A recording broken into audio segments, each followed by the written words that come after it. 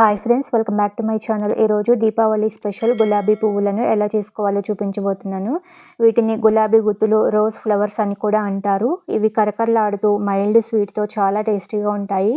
పండుగలప్పుడు వీటిని ఎక్కువగా చేస్తూ ఉంటారు. స్వీట్ తినాలనిపించినప్పుడు సింపుల్గా చేసుకోవచ్చు. లేట్ చేయకుండా టేస్టీ, క్రిస్పీ అండ్ క్రంచీ గులాబీ పువ్వులను ఎలా చేసుకోవాలో ప్రాసెస్ చూసేద్దాము.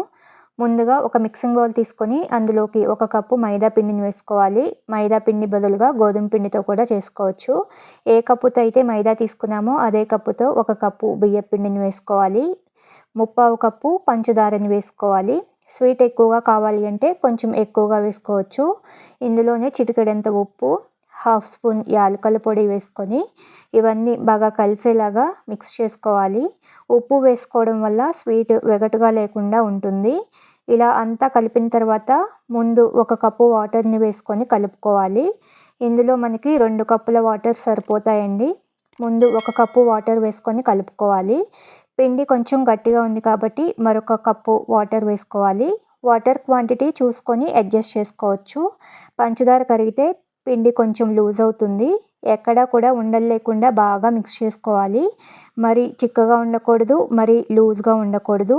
పంచదార కరిగేంత వరకు కలుపుతూ ఇలా కనీసం 2 నిమిషాల పాటు బాగా మిక్స్ చేసుకోవాలి. చూడండి, పిండి కన్సిస్టెన్సీ ఇలా క్రీమీ టెక్స్చర్లో ఉండాలి.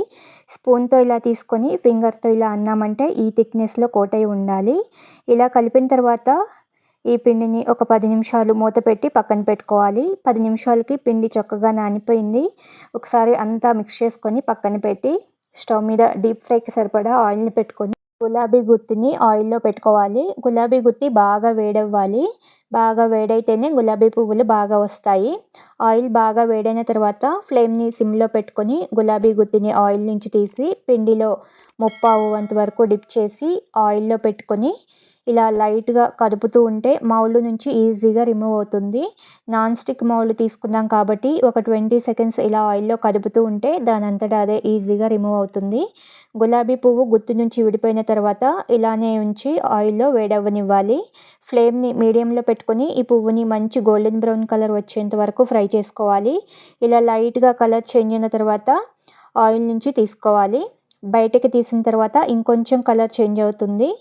బాగా వేడైన తర్వాత గులాబీ గుత్తిని మళ్ళీ పిండిలో డిప్ చేసి ఈ మౌల్డ్ని ఆయిల్లో పెట్టి స్లోగా కదుపుతూ ఉంటే మౌల్డ్ నుంచి సపరేట్ అవుతుంది. ఆయిల్ హీట్ అయ్యే కొద్దీ గులాబీ గుత్తులు ఈజీగా వస్తాయి. ఈ పువ్వులు ఆయిల్లో ఉన్నప్పుడు కొంచెం మెత్తగా ఉంటాయి. బయటకు తీసి చల్లారిన తర్వాత క్రిస్పీగా ఉంటాయి. ఇలా లైట్ బ్రౌన్ కలర్ వచ్చాక ఆయిల్ నుంచి తీసి ఇలా ఫ్లాట్గా ఉన్న ప్లేట్లో పెట్టుకుంటే షేప్ పాడవకుండా ఉంటుంది. అదేవిధంగా మిగిలిన పువ్వులను కూడా ఫ్రై చేసుకోవాలి. ఇక్కడ మెయిన్గా గుర్తుంచుకోవాల్సింది పువ్వులను ఫ్రై చేసుకుంటూ గుత్తిని ఆయిల్లో ఉంచి వేడి చేసుకోవాలి. ఒకవేళ గుత్తి వేడిగా లేకపోతే పువ్వులు సరిగా రావు. పిండి మొత్తం ఇదే ప్రాసెస్ కంటిన్యూ చేస్తూ పువ్వులను ఫ్రై చేసుకోవాలి. ఈ టిప్స్ పాటిస్తూ చేసామంటే గులాబీ పువ్వులు ఇంట్లోనే ఈజీగా చేసుకోవచ్చు. అంతేనండి, క్రిస్పీ అండ్ టేస్టీ గులాబీ పువ్వులు రెడీ. చూడండి, షేప్ కూడా చక్కగా వచ్చింది. ఒకటి తుంచి చూపిస్తున్నాను, చూడండి ఎంత క్రిస్పీగా వచ్చాయో. ఇవి కంప్లీట్గా చల్లారిన తర్వాత ఎయిర్ టైట్ డబ్బాలో స్టోర్ చేసుకోవాలి. అలా గాలికి వదిలేస్తే మెత్తగా అయిపోతాయి. ఎయిర్ టైట్ డబ్బాలో అయితే 1 మంత్ వరకు స్టోర్ చేసుకోవచ్చు. ఈ దీపావళికి ఈ గులాబీ పువ్వులను మీరు కూడా చేసుకొని మీకు ఎలా వచ్చిందో కామెంట్ చేయండి. వీడియో నచ్చితే లైక్ చేయండి. మీ ఫ్రెండ్స్కి, రిలేటివ్స్కి షేర్ చేయండి. కొత్తగా చూస్తున్న వాళ్ళు మన ఛానల్ని సబ్స్క్రైబ్ చేసుకోండి. Thank you for watching.